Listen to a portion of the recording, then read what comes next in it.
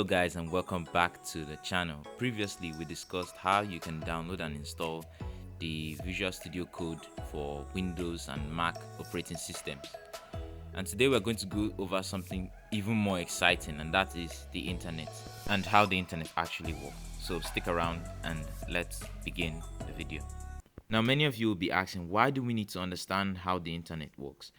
Well, it's very important as a web developer that we understand what we are doing on the web.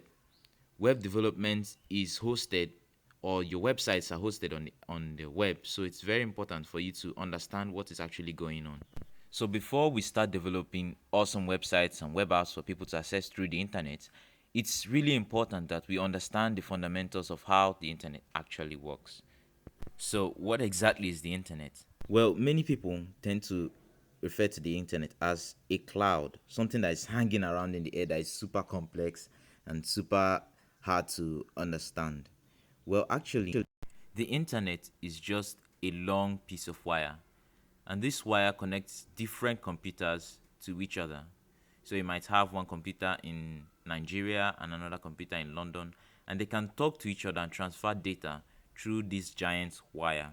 Now, some of these computers attached to the internet have a very special job, and they have to be online 24/7 to serve all the data that we request.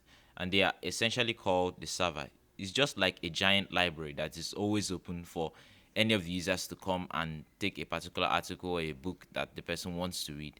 So the server essentially acts like that library. So it essentially sits there in the middle and serves up to various computers what they need when they need it. And all the computers connected to the server are called clients. Now, at this point, I think it's time for a little practice. We are going to go over what actually happens when you, as the client, want to search something on the web. Now, we are going to be using as an example what happens when you type in google.com. So, essentially, what actually happens is your browser is going to send a message through your internet service provider. Now, these are people you pay to use the internet. In Britain, it's called TalkTalk. I think in US it's Comcast, and Nigeria we have so many MTN and others. Now, what the internet service provider does is that it will relay that message you've sent. I want to see google.com to something called the DNS server, or the domain name system server.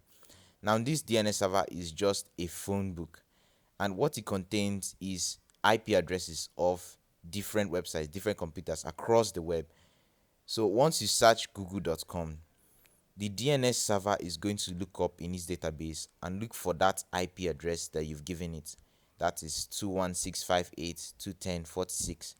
And once it has found that IP address, the DNS server is going to send back the details of the IP address back to your computer through the internet service provider to your browser. And when your browser has found that IP address, it's going to use that IP address to send yet another message. Now, this message is to the server with that IP address, the computer using that IP address. So it's going to send that IP address through the internet service provider you're using, through the internet backbone, which is the long cable that we are talking about. It's going to tell it to go to that IP address. Now, the message goes through the internet service provider to the server, and once it has located the site you're looking for, which is Google homepage, is going to send back all the files that you need through the server, through the internet service provider, and to your browser, and then you have all the information that you need. So why don't you go out there and try it out? Type in 216.5.8.210.46 and see that it actually loads up the Google homepage. And all of this happens in split seconds. Now, that's the end of the video. If you would like to continue with us, stick around, as I'll be taking you with HTML headings up next. So if you like this video, please give it a like, and also remember to subscribe to our channel. Thank you very much for sticking around and watching.